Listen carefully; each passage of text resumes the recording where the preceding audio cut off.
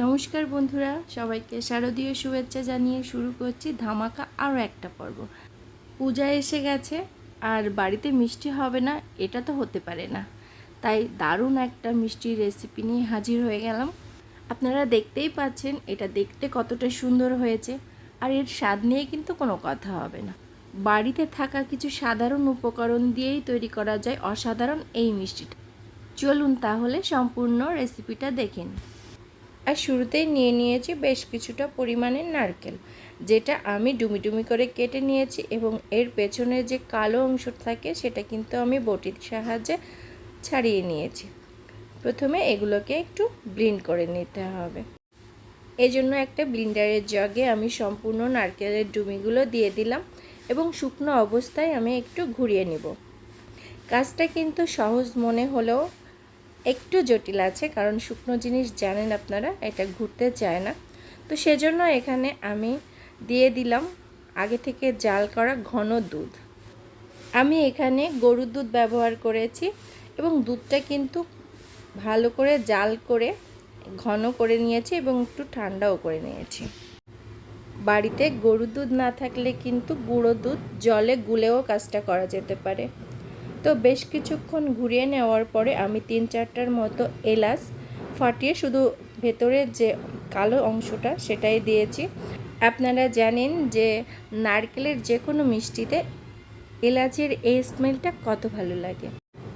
তো এ পর্যায়ে আমি অ্যাড করে দিচ্ছি চিনি, আর চিনির পরিমাণটা হবে নারকেলের ঠিক অর্ধেক।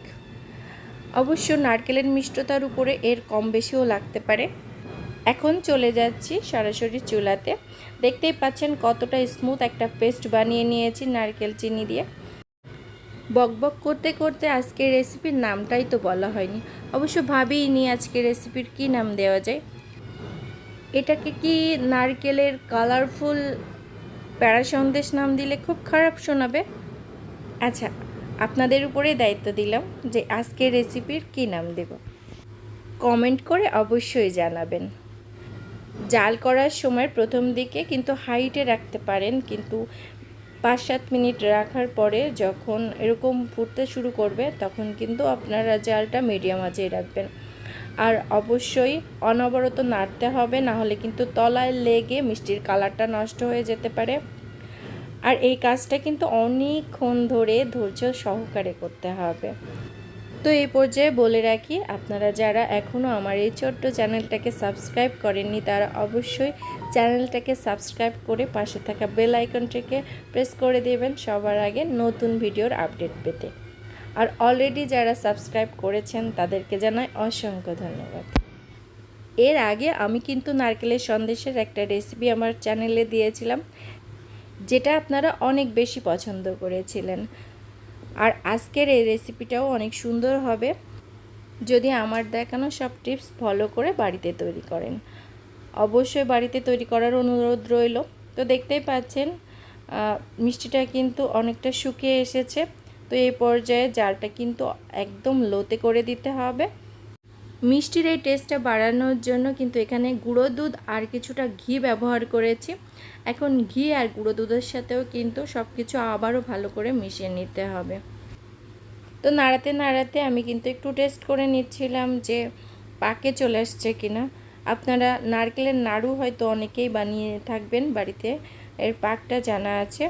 তো তার থেকে কিন্তু একটু নরমভাবেই রাখতে হবে, কারণ সন্দেশগুলো কিন্তু একটু নরমই হয় আর নাড়ু তো একটু হার্ড হয় জানেনই।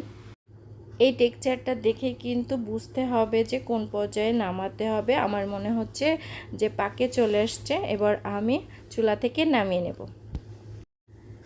নারকেলের এই সেইটাকে আমি একটা থালায় নামিয়ে নিয়েছি এবং 2টা অংশে ভাগ করে নিচ্ছি।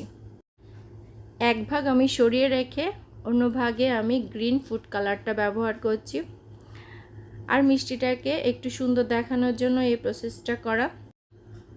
বাড়িতে একদিন হলেও মিষ্টিটা ট্রাই করবেন, কারণ যারা খেয়েছেন তারা আমাকে এত বেশি প্রশংসা করেছেন যে বলে বোঝানোর নাই। দেখুন আমি খুব সুন্দর করে কিন্তু মিশিয়ে নিয়েছি এবং ছোট ছোট ভাগ করে নাড়ুর আকারে তৈরি করে রাখছি। গ্রিন অংশটা সম্পূর্ণ আমি ছোট ছোট নাড়ুর আকার করে নিয়েছি। এখন বাকি যে অর্ধেকটা ছিল সেখান থেকে কিছু অংশ নিয়ে আমি এভাবে বাটির আকার করে নিয়েছি এবং প্রত্যেকটা বাটির ভেতরে কিন্তু একটা করে গ্রিন নাড়ু দিয়ে মুখটা বন্ধ করে দিতে হবে। আপনারা দেখে নিশ্চয়ই বুঝতে পারছেন কাজটা আমি কিভাবে করেছি। এভাবে সুন্দর করে গোল করে প্যাড়ার শেপ আনার জন্য হাতের তালু দিয়ে একটু চাপ দিতে হবে। আপনারা যে কোনো শেপেই কিন্তু এই মিষ্টিটা করতে পারেন, খেতে কিন্তু দারুণ হয়। এই তো আমার সবগুলো সন্দেশই করা হয়ে গেছে। আমার ছেলেও কিন্তু বসে নেই, ও একটা মিষ্টি তৈরি করেছে গোল শেপ করে আর কেটে বলছে দেখো মা কি সুন্দর হয়েছে, ওয়াও হয়েছে দেখতে। এদিকে সোনার বাবাও এত বেশি এক্সাইটেড যে কাটারটা ও নিয়েছে এবং প্রত্যেকটা মিষ্টি ভাগ করে দেখছে যে ভেতরটা দেখতে কেমন হয়েছে। এই ছিল আজকের রেসিপি। কেমন লেগেছে আপনাদের কাছে অবশ্যই কমেন্ট করে জানাবেন। ভালো লাগলে অবশ্যই একটা লাইক আর শেয়ার করতে ভুলবেন না। পরবর্তী পর্ব দেখার অনুরোধ করে এখানেই বিদায় নিচ্ছি। সবার পূজা সুন্দরভাবে কাটুক, শুভকামনা রইল সবার জন্য।